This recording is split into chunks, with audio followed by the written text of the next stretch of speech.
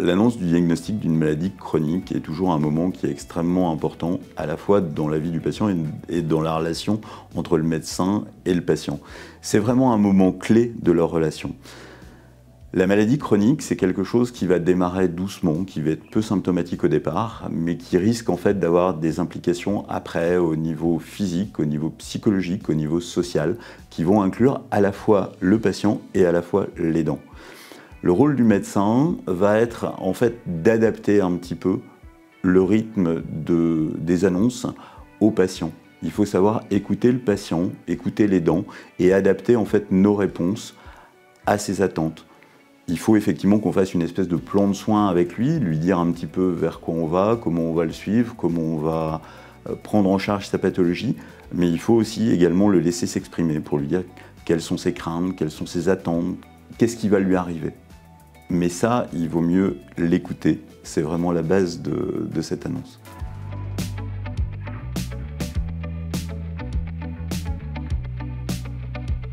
En fait, c'est pas à moi qu'il faut poser la question, c'est à eux. Je pense que c'est surtout, en fait, ce que je vous disais tout à l'heure, c'est vraiment important, c'est l'écoute. On ne va pas avoir la même approche avec un patient, un aidant. Il faut qu'on ait des temps de réflexion avec eux qui soient personnels. On va je pense que le fait de pouvoir avoir une relation singulière avec le patient, avec l'aidant, avec le patient et l'aidant ensemble, ça va nous permettre aussi, en tant que médecin généraliste, qui connaissons les patients, qui connaissons la famille, qui connaissons son contexte un petit peu social, ou même éventuellement les grands-parents, ou tout ça, de pouvoir adapter nos réponses, adapter notre dialogue avec eux. Il faut vraiment qu'ils puissent exprimer ce qui les inquiète. Alors bien évidemment, l'évolution de la maladie, qu'est-ce qu'ils vont devenir, comment ça va évoluer, etc. Donc c'est un peu à nous de les rassurer, de leur dire qu'on est dans des choses qui sont longues, qui ne sont pas évolutives rapidement. Bien souvent pour ce type de maladie, on arrive à les contenir au départ, surtout maintenant avec les traitements qu'on a. Leur expliquer aussi que c'est pas du tout la même chose qu'il y a 20 ans ou 30 ans, que ce qu'ils ont peut-être vécu avec leurs parents ou leurs grands-parents n'a plus grand-chose à voir avec ce qu'on a maintenant. Donc il y a vraiment un rôle de dialogue, d'écoute et d'adaptation de notre discours avec ces avancées thérapeutiques modernes.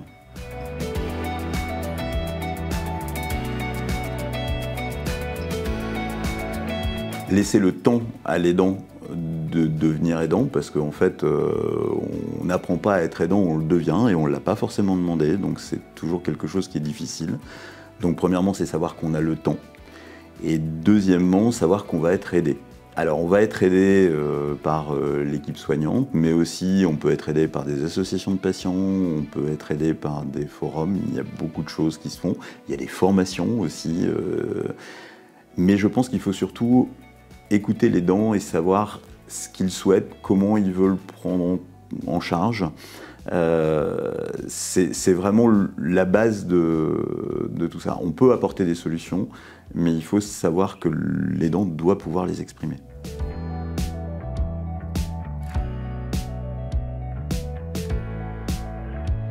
La maladie chronique est quelque chose qui est très progressif, on en a parlé tout à l'heure. Le rôle de l'aidant va se définir tout au long de la maladie. Il va avoir certains niveaux. Le rôle de l'aidant au départ, il peut être un rôle pratique, où il va aider un petit peu le patient à améliorer sa qualité de vie.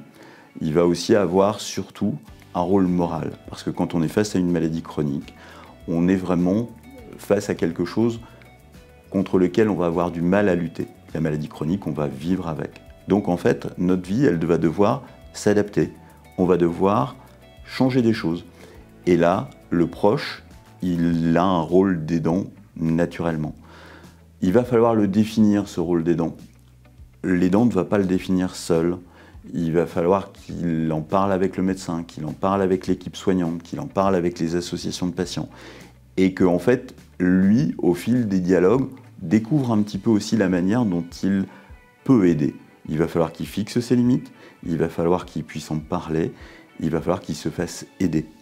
On va avoir moins d'opposition aussi de la part du patient et de la part de l'aidant s'il y a une compréhension de pourquoi on fait les choses. Tout ce rôle d'aidant, il va se construire au cours d'écoute, au cours d'échanges et au cours de dialogue.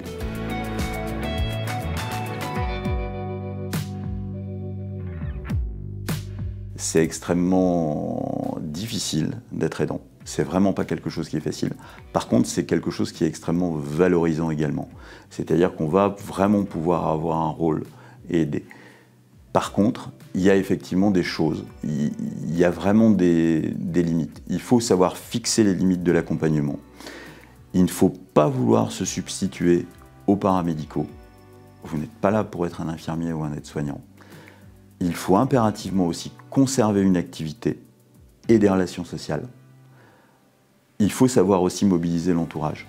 Il y a besoin que vous soyez aidés, vous aussi, dans la prise en charge. Il faut veiller à votre propre santé, parce que si vous êtes aidant et que vous tombez malade, c'est beaucoup plus compliqué. Et enfin, vous avez un droit au répit. Il existe plein de solutions, des associations qui s'occupent de ça. Par exemple, le baluchonnage, des gens qui viennent à la maison pour des choses qui sont plus difficiles, ou des groupes de parole, où vous allez pouvoir exprimer en tant qu'aidant un petit peu les problématiques que vous avez. On se rend compte vis-à-vis de tout ça que l'aidant, même s'il n'a pas choisi ce rôle-là, il peut être aidé.